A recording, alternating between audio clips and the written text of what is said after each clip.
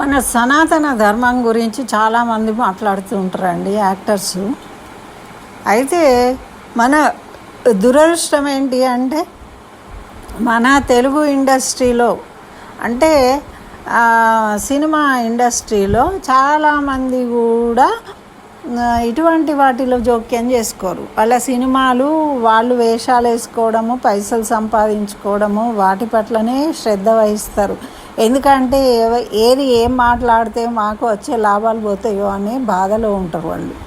కానీ కొంతమంది ఇప్పుడు ముఖేష్ అంబానీ కొడుకు ఉన్నాడు, ఆయన తిరుపతికి వెళ్ళాడు, ఆయన భార్య భగవద్గీత చదవాలి అని చెప్తూ ఉంటుంది. అంటే ఒక సెలబ్రిటీ హోదాలో ఉన్న పై స్థాయిలో ఉన్న వాళ్ళు ఏదైనా చెప్తే సామాన్యులు దాన్ని ఆదర్శంగా తీసుకోవడం అనేది మనకు రివాజు.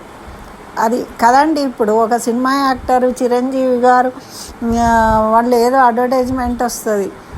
ఇప్పుడు అట్లనే కదా వీళ్ళు చెప్పేది. వీళ్ళు ఎవరు కూడా కోకాకోలా తాగరు, కానీ కోకాకోలా మంచిది అని అడ్వర్టైజ్మెంట్ ఇస్తారు. ఇస్తే ఏం చేస్తారు, అది ఆ హీరో మీద అభిమానంతో దాన్ని తాగుతూ వాళ్ళు చాలామంది ఉంటారు. అందుకే కదా వాళ్ళతో అడ్వర్టైజ్మెంట్లు ఇప్పిస్తారు.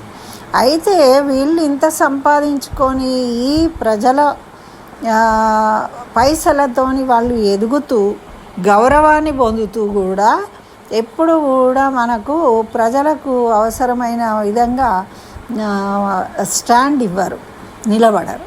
కానీ ఎవరేమంటున్నారో చూద్దాం. ఇప్పుడు మనకు తమిళనాడు వాళ్ళు కమల్ హాసన్ అప్పుడప్పుడు ఆ గవర్నమెంట్కి సపోర్ట్ ఇచ్చినట్టు మాట్లాడతాడు, కానీ ఆయన మళ్ళీ హిందుత్వ అనే దానికి వ్యతిరేకంగానే మాట్లాడతాడు.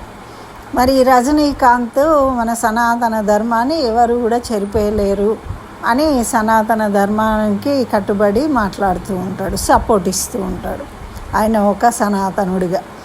అదేవిధంగా ఖుష్బు కూడా సనాతనాన్ని ఎవరు చెరిపేయలేరు అట్లా ఎవరైనా ముస్లిం ఇస్లాంని చెరిపేయాలి అని అనగలుగుతారా?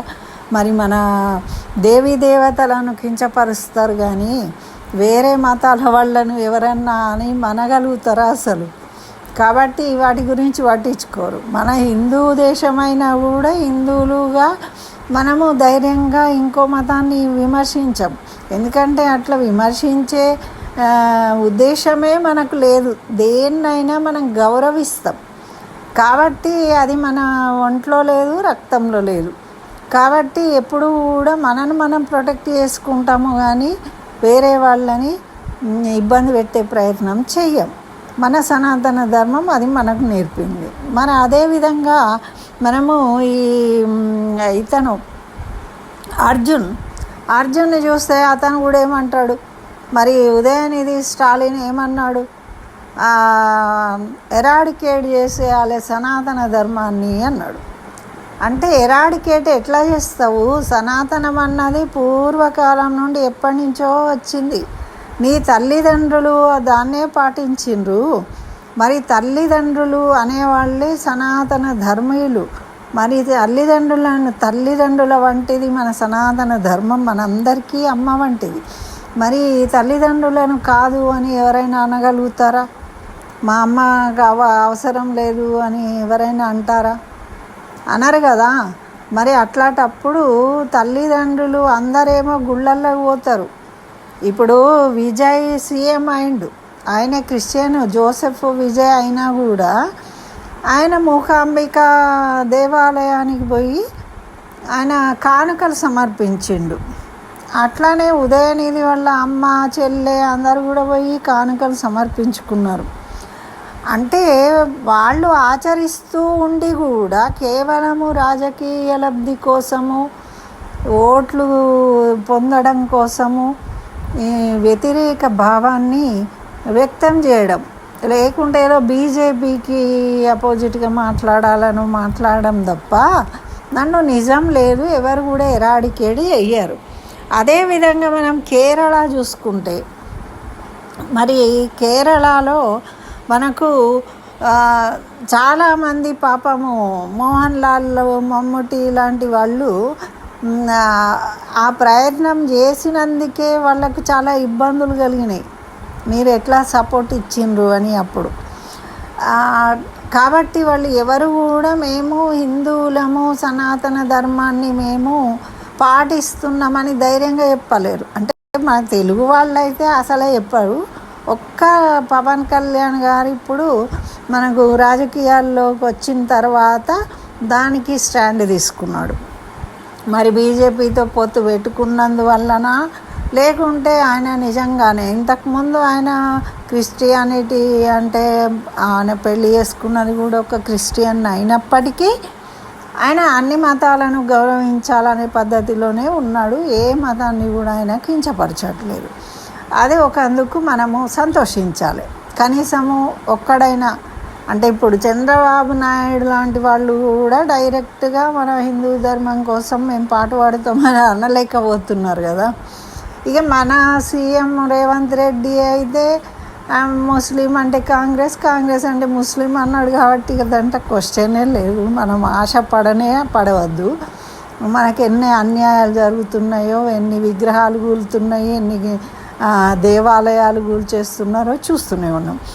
అయితే ఇప్పుడు కొత్తగా వచ్చిన మలయాళం యాక్టర్, అంటే కొత్తగా నిన్న మొన్నే రాలేదు కానీ చాలా సినిమాలు చేసిండు ఈయన, ఉన్ని ముకుంద్.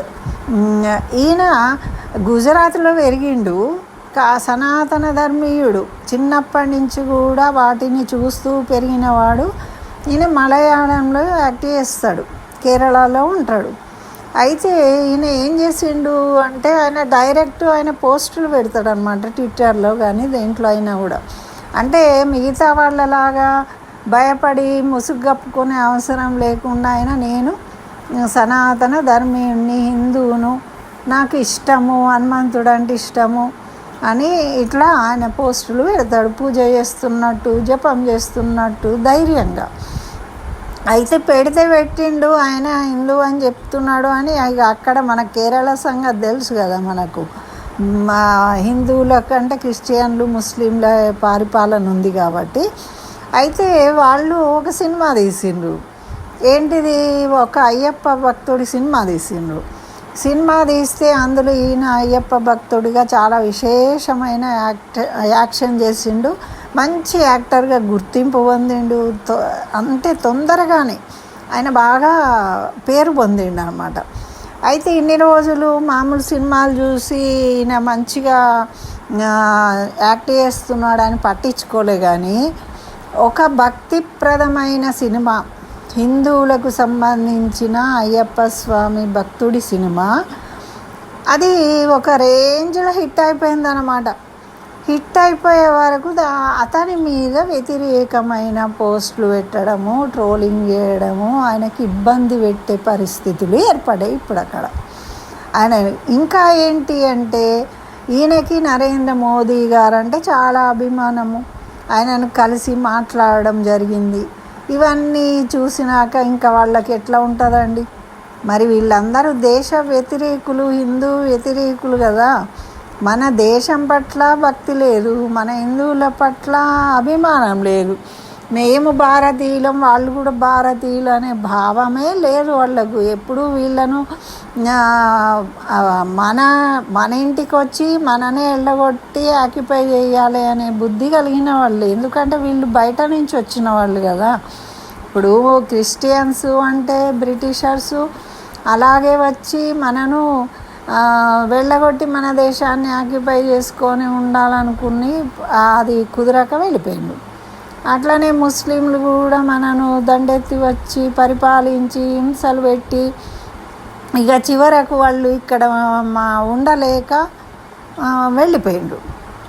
కాబట్టి ఇప్పుడు మళ్ళీ క్రిస్టియన్ రూపంలో, ముస్లిమ్స్ రూపంలో మళ్ళీ మన దేశంలో అలాంటి ప్రయత్నాలే చేస్తూ ఉంటారన్నమాట వాళ్ళు. కానీ మన ధర్మం అయితే అందరినీ గౌరవించాలని చెప్తుంది.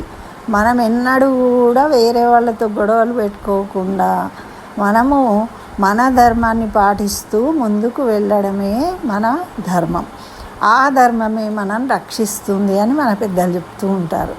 కాబట్టి ఎప్పుడు కావాలని మనం ఎవరిని విమర్శించము, మన రక్తంలో లేదు అటువంటిది. ఎవరికి చెడు కావాలని కోరుకోము. అందరూ ఎవరి ఇష్టానుసారము వాళ్ళు చక్కగా ఆనందంగా జీవించాలి అని, మనం వసుదైక కుటుంబంలా ఉండాలి, మరి తర్వాత సర్వే జనా సుఖినో భవంతు అనే భావాన్ని కలిగి ఉండడం అనేదే మన ధర్మం యొక్క గొప్పతనం. కాబట్టే ఆ భావం వల్లనే మనం ఈ విధంగా జీవించగలుగుతున్నాము, రక్షించబడుతున్నాము. కాబట్టి మనము మన ధర్మాన్ని పాటిస్తూ, అందరినీ గౌరవిస్తూ, మన ధర్మాన్ని మన ముందు తరాలకు తీసుకెళ్ళడమే మన తక్షణ కర్తవ్యం అని నాకు అనిపిస్తుంది. మరి మీరేమంటారు? మీ అభిప్రాయం ఏంటి? తెలియజేయండి.